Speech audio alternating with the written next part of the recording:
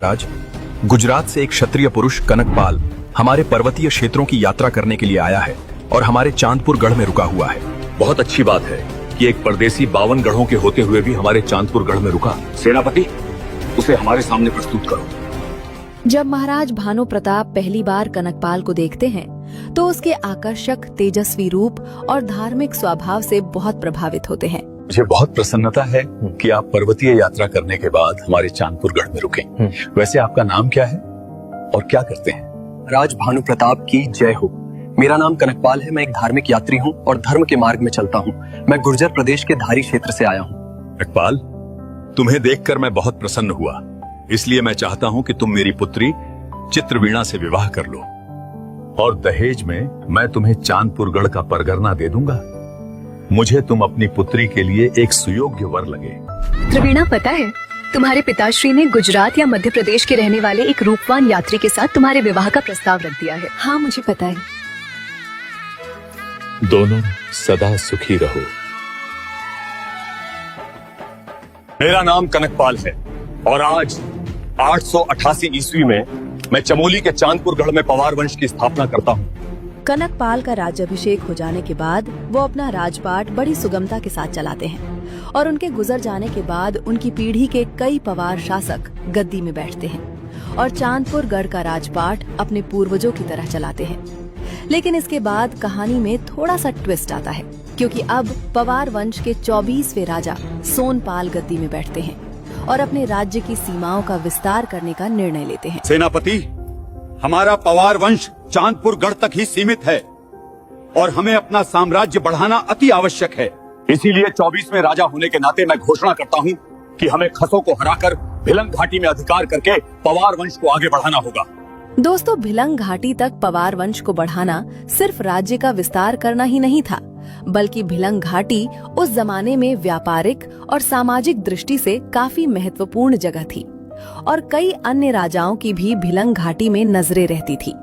लेकिन सोनपाल ने समय रहते निर्णायक कदम उठाया और भिलंग घाटी के राजा को परास्त कर इस क्षेत्र को पवार वंश में सम्मिलित कर लिया।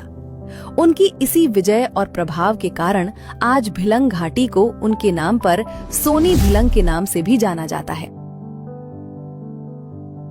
सोनपाल के बाद लखनदेव गद्दी में बैठते हैं। लखनदेव के पीछे लगने वाले देव सरनेम से आप इनको कत्यूरी वंश का मत समझना, बल्कि लखनदेव को एक सम्मान सूचक उपाधि देव की दी गई थी, क्योंकि ये पहले ऐसे पवार शासक थे जिन्होंने अपने नाम की ताम्र मुद्राएं जारी करवाई। ताम्र मुद्राएं बेसिकली वो राजा जारी करते थे जो पूर्ण रूप से स्वतंत्र होते थे और आपसी राज्यों के सामने दबदबा बनाने के लिए ताम्र मुद्राएं जारी करते थे। इसीलिए लखनदेव के समय पर पवार वंश एक शक्तिशाली राज्य बन चुका था। लखनदेव के बाद अनंतपाल गद्दी में बैठते हैं। ये ऐसे पवार शासक थे जिनका लिखित शिलालेख प्राप्त हुआ। इनका 1335 ईस्वी का शिलालेख हमें धारशिल यानी ऊखी मठ से प्राप्त हुआ है। इसी शिलालेख में एक व्यक्ति मुकंद देव का भी जिक्र मिला है, जो कत्यूरी वंश की ओर इशारा करता है। शायद अनंतपाल का मैत्री संबंध किसी कत्यूरी वंश के शासक से रहा हो। अनंतपाल के बाद जगतपाल गद्दी में बैठे और इनका भी देवप्रयाग के रघुनाथ मंदिर से 1445 ईस्वी का ताम्रपत्र मिलता है। इसमें जगतपाल खुद को रजवार से भी संबोधित करते हैं। जगतपाल धार्मिक प्रवृत्ति के भी मालूम पड़ते हैं, क्योंकि इनके ताम्रपत्र में देवप्रयाग के वैष्णव मंदिरों के लिए पूजा पाठ के लिए भूमिदान का उल्लेख मिला है। ये पवार वंश का पहला भूमिदान का भी साक्ष्य नजर आता है। इसके बाद आसलदेव गद्दी में बैठते हैं और गद्दी में बैठने के कुछ वर्ष बाद सोनपाल और लखनदेव के द्वारा मजबूत की हुई भिलंग घाटी राजधानी को परिवर्तित करके फिर से कनकपाल के द्वारा स्थापित की हुई राजधानी को चांदपुर गढ़ में स्थापित कर देते हैं। संभव है कि आसलदेव का ये निर्णय पवार वंश के लिए स्थिरता की बजाय हलचल लेकर आया हो, क्योंकि राजधानी को फिर से बदलना कोई साधारण बात नहीं होगी। दोस्तों, अब 37वें शासक अजयपाल गद्दी में बैठते हैं, जो कि पवार वंश के सबसे महत्वपूर्ण शासकों में से एक है, क्योंकि इन्हें पवार वंश का असली संस्थापक माना जाता है। इन्होंने गढ़वाल के जो 52 गढ़ छोटे छोटे राज्य बनकर चल रहे थे, उनको जीत लिया था और सभी गढ़ों का एकीकरण करके अपने क्षेत्र का नाम गढ़वाल रखा। अजय पाल के शासनकाल वाली इस वीडियो को ध्यान से देखना, क्योंकि यूपीएससी और उत्तराखंड हिस्ट्री से रिलेटेड सभी गवर्नमेंट एग्जाम में अजय पाल के शासनकाल से रिलेटेड प्रश्न आते हैं। अजय पाल का जब शासनकाल चल रहा था, तभी कुमाऊं में कीर्ति चंद का भी शासनकाल भी चल रहा था और सीमाएं बढ़ाने के कारण अजय पाल और चंद वंश के शासक कीर्ति चंद का युद्ध होता है, जिसमें अजय पाल पहली लड़ाई में हार जाते हैं। लेकिन अजय पाल अगले ही साल केदारनाथ जाते हैं और भोलेनाथ का आशीर्वाद लेकर कीर्ति चंद से युद्ध करते हैं और युद्ध में जीत भी जाते हैं। तब दोनों शासक आपस में संधि करते हैं और कुमाऊं गढ़वाल की सीमा रेखा देघाट को चुनकर चले जाते हैं।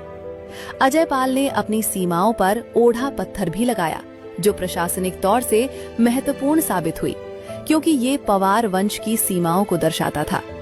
दोस्तों, अजय पाल अन्य पवार शासकों की अपेक्षा एक सुलझे व्यक्तित्व के थे और धार्मिक आडंबरों से दूर रहते थे। उन्हें जातिगत भेदभाव, छुआछूत जैसी परंपरा बिल्कुल भी पसंद नहीं थी। इसका प्रत्यक्ष प्रमाण हमें इस बात से मिलता है कि उनके बावर्ची छोटी जाति के होते थे और सभी सैनिक उन्हीं के हाथों का खाना खाते थे।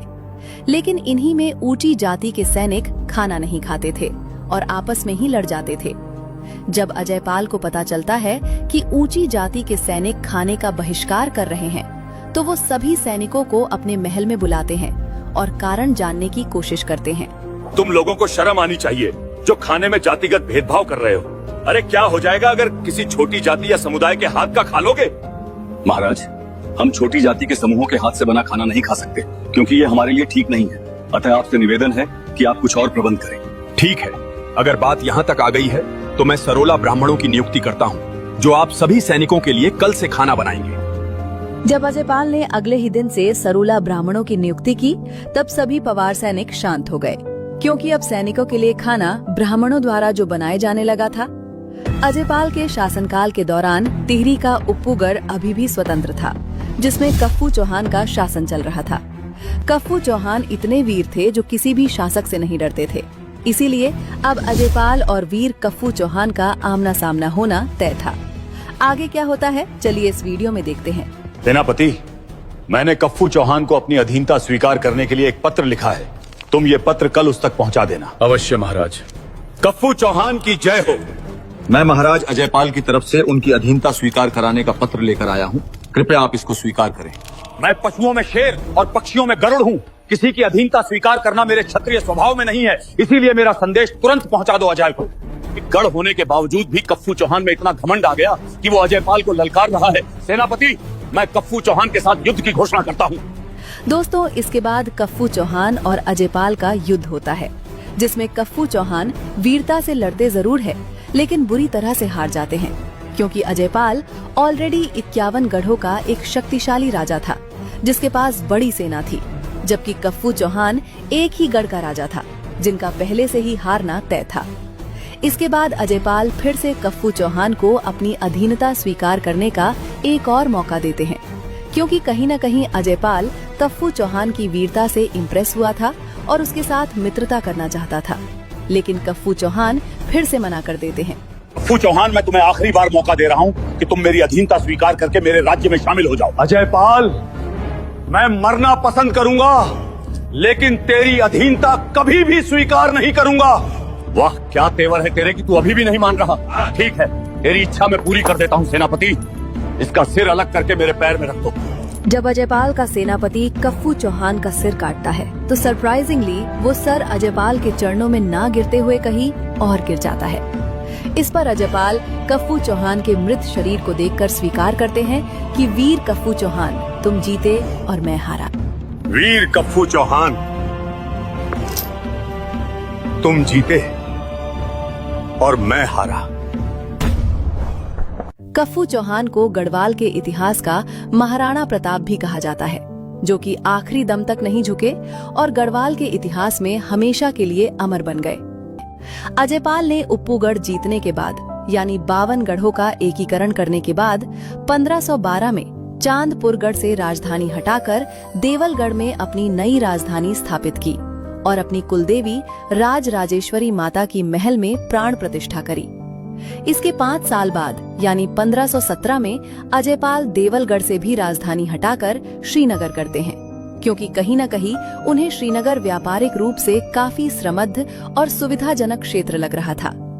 दोस्तों, अजयपाल जिन्होंने अपने करियर में जैसे गढ़वाल का एकीकरण किया, कई युद्धों में विजय पाई, अपने पवार वंश का विस्तार किया और आखिरी तक पावरफुल शासक बने रहे, लेकिन जिंदगी के आखिरी क्षणों में उन्होंने भी सम्राट अशोक की तरह युद्ध को त्याग कर गोरखपंथ अपना लिया था और शांत जीवन बिताने लग गए थे। इसीलिए अजयपाल को गढ़वाल का अशोक भी कहा जाता है।